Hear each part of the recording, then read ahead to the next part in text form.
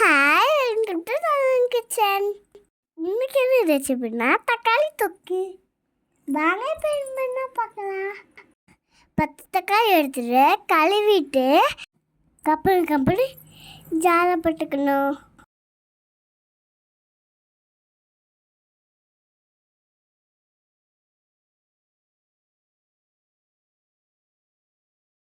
பத்து பல் பூண்டு, சின்ன சைஸ் புளி, 10 மிளகு ஜாடி மிளகா எல்லாத்தையும் போட்டு அரைச்சி எடுத்துக்கணும். நல்லா அரைச்சிக்கணும்.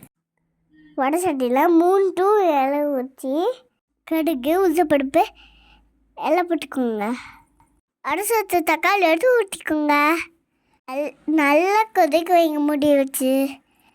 எண்ணெய் பிடிஞ்சிடணும், அப்போதான் டேஸ்ட்டாக இருக்கும். மஞ்சள்தூள் உப்பு போட்டுக்கோங்க. இப்படி செஞ்சிங்கன்னா இட்லி தோசை சப்பாத்திக்கு சூப்பராக்கும்.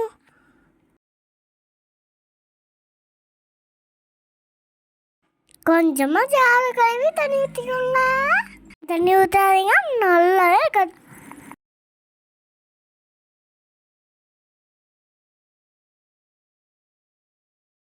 நல்லா அடி பிடிக்காமல் கலட்டிகிட்டே வைக்குங்க. பாட்டில் போட்டு ஃப்ரிட்ஜில் ஜோல் பண்ணி வச்சுக்கலாம். 10 நாள் வரைக்கும் கட்டாமல் இருக்கும். அவ்வளோதான், தக்காளி தொக்கு ரெடி. எனக்கு ரொம்ப ரொம்ப பிடிச்சிருந்தேன். டேஸ்ட்டாக இருந்தது. சப்பாத்தி சொல்லிட்டு சாப்பிட்டுக்கே சும்மா அப்படி இருந்துச்சு. எப்படி இருந்துச்சு? சும்மா அப்படி இருந்துச்சு. சப்பாத்தி சாப்பிட வாங்க சாப்பிடலாம். பாய். லைக் பண்ணுங்க, கமெண்ட் பண்ணுங்க, மறக்காம சப்ஸ்கிரைப் பண்ணுங்க. பாய்.